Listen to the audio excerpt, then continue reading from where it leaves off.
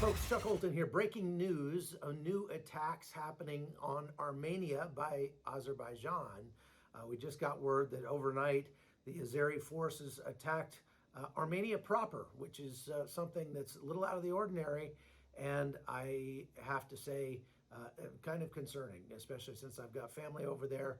If you've been on one of our trips to Armenia, you've probably stayed in one of the cities that was hit last night of Jermuk. And so we are keeping a close eye on this. I got a chance to interview the editor of Yerevan City Magazine. Her name is Maria Titizian, and she had some very good things to say, kind of explaining this situation and what's going on right now. Take a listen.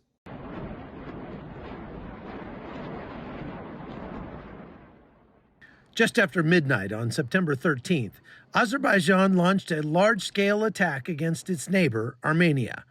It's the latest battle in a long-running conflict between the Muslim-majority Azerbaijan and Armenia, a country that claims to be the world's first Christian nation. But the attacks on Sunday have more to do with money than with religion. It's the worst attack since 2020, when Azeri forces pushed into the exclave of Artsakh, taking lands populated by Armenians since the time of Noah. CBN was there to witness how the Azeri military put little stock in the value of civilian lives. So you see this car right here was hit by cluster munitions. All of these little holes are from the thousands of projectiles that are thrown out by these things. They are definitely not meant for civilian areas. They're meant for troops in the open.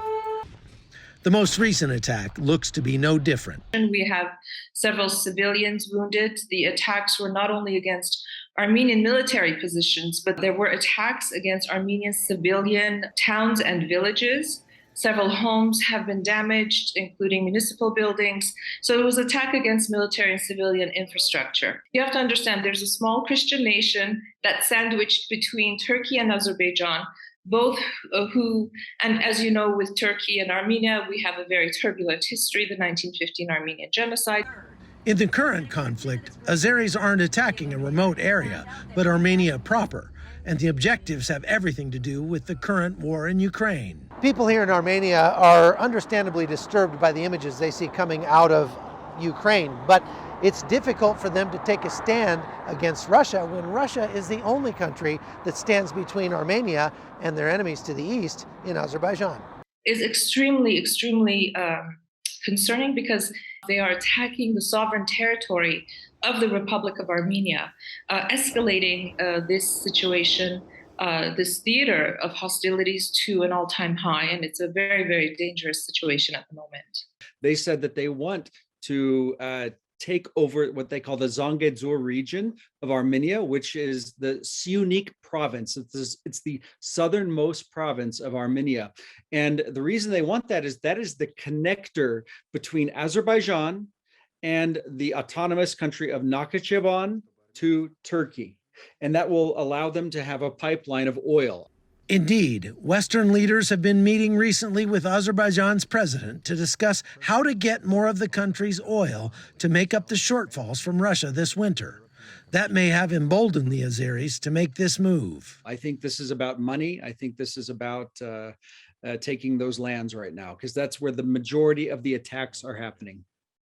The U.S. government has so far refrained from condemning the attacks, calling instead on both parties to return to the negotiating table. There can be no military solution to this conflict. We urge restraint from any further military hostilities. We also encourage both governments to reestablish direct lines of communications across diplomatic and military channels, and to recommit to a diplomatic process to resolve the crisis.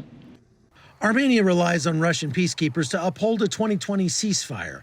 Given the distraction of the war in Ukraine, Russia may be unable to keep a lid on the hostilities here. That runs the risk of pulling Iran into the conflict, which moved troops to the border on Monday, saying it would not stand for any change in Armenia's territorial borders. While Azerbaijan desperately seeks a path for its oil to the west, many Armenian Christians see something deeper with the current conflict. I believe this is a spiritual attack. This is a spiritual battle that has been stirred up against them. So pray for the strength and the faith, and that the gospel will continue to go forth here in Armenia, and that it will go forth in these countries that are attacking, because that is the only way we'll have peace, is in Jesus Christ. I'm Chuck Holton.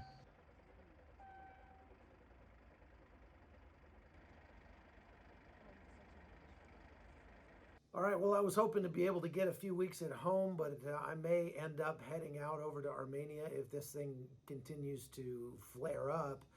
Let's hope that it doesn't for that reason, so I can stay home, and because the people over there have definitely had enough of war.